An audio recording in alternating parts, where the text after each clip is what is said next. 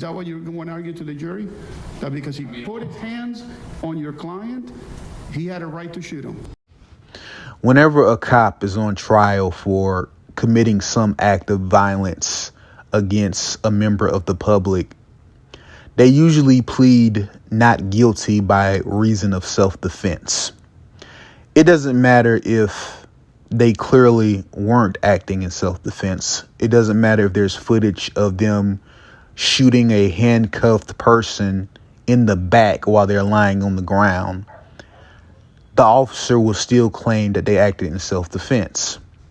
And not one time in any of these trials have I ever seen a judge question a cop's claim that they were acting in self-defense. I've never seen a judge chew out the attorney of a police officer for trying to claim that their client acted in self-defense. A judge has never even remotely, said anything like, are you trying to argue that your client had the right to shoot the victim to death because he was not complying with their demands? I've never seen a judge say anything remotely similar to that. That would be a rational thing to say. You know what I'm saying? Because cops can claim self-defense when it comes to unarmed people. They can claim they acted in self-defense when they unlawfully detain somebody. They can claim that they acted in self-defense under any circumstances whatsoever. But when it comes to members of the public dealing with them, we can't claim self-defense. Judges do not mind a cop going from 0 to 100 when dealing with us. But when a member of the public goes from 0 to 100 when dealing with police officers, then we acted completely irrational. Our actions were just as irrational as it could get. Now, I'm referring to the statements that Judge Raul Zambrano made to Othal Wallace's attorney. He's clearly biased against the defense. He's clearly pro-prosecution. And he's clearly pro-police. And that's not surprising given that he was a former prosecutor himself. But even if he wasn't a former prosecutor, even if he was a public defender or a private attorney, he would still be pro-prosecution. He would still be anti-defense. But, he's trying to muddle the defense of Othal Wallace. Okay. He's trying to make it seem like their defense is hinged simply upon the unwanted contact that Officer Rayner made with Othal Wallace. And in reality, I believe it was a combination of a few things that made Wallace fear for his life, not just the unwanted contact. But I believe that the attorney is hinging their defense on more than just the unwanted contact as well. For one, if we're gonna keep it real, I've seen pictures of Officer Jason Rayner. He was every bit of out of shape. He was not a physically fit young man whatsoever.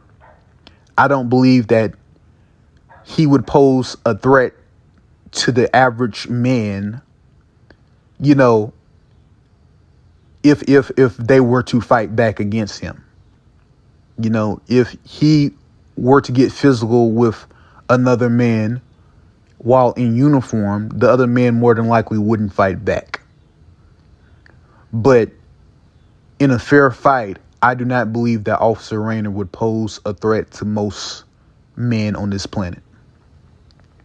And I believe that if Officer Rayner approached Othal Wallace off duty or in plain clothes, I don't believe that Wallace would feel the need to resort to using his firearm.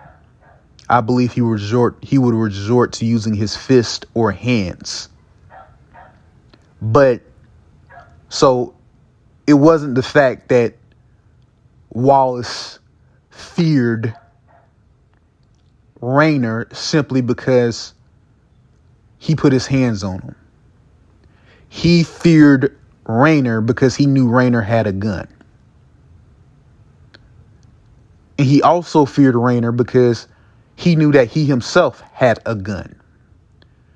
Whenever you have a gun on your person and you're interacting with law enforcement, you're in dangerous territory. I don't care how legal the gun is. I don't care if you have a carry permit with you. When you're dealing with police officers and you're armed, you are in danger because a police officer can kill you even if you don't have a gun and get off. They can kill you on the mere suspicion of you having a gun or a knife or a stick, and they can absolutely get off. There's no repercussions for it. So there's not a great deal of incentive for them to not kill you. I'm not saying that a police officer absolutely will kill you if you have a gun or if you don't have a gun. I'm not saying that. I'm just saying that they can. And if you have a gun, then your chances of safety is going to dwindle.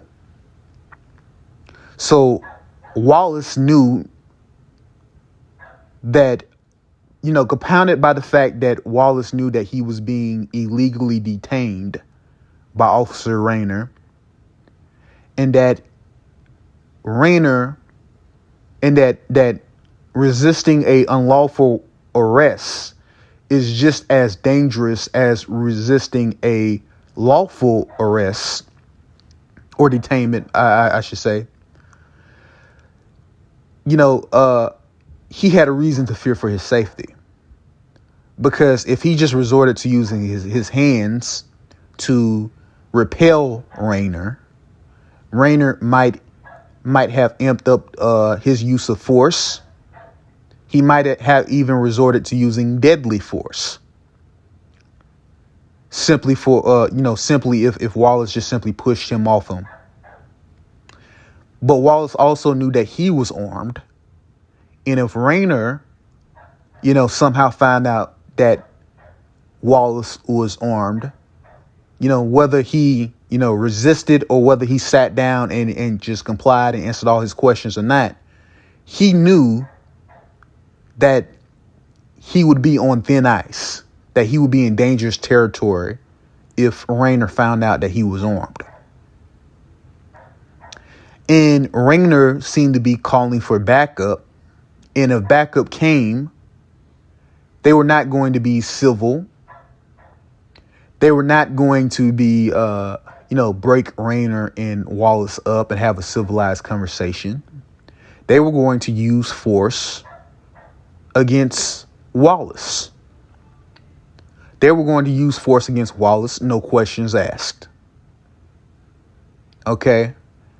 And the fact that he had a gun heightened his chances of being harmed. So when Rayner was putting his hands on Wallace, he only had a short period of time to figure out what he was going to do. Okay, he knew he was being illegally detained.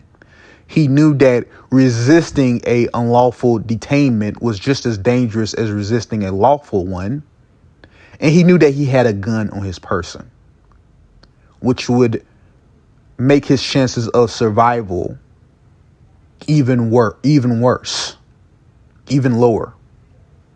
So all those factors contributed to him fearing for his life.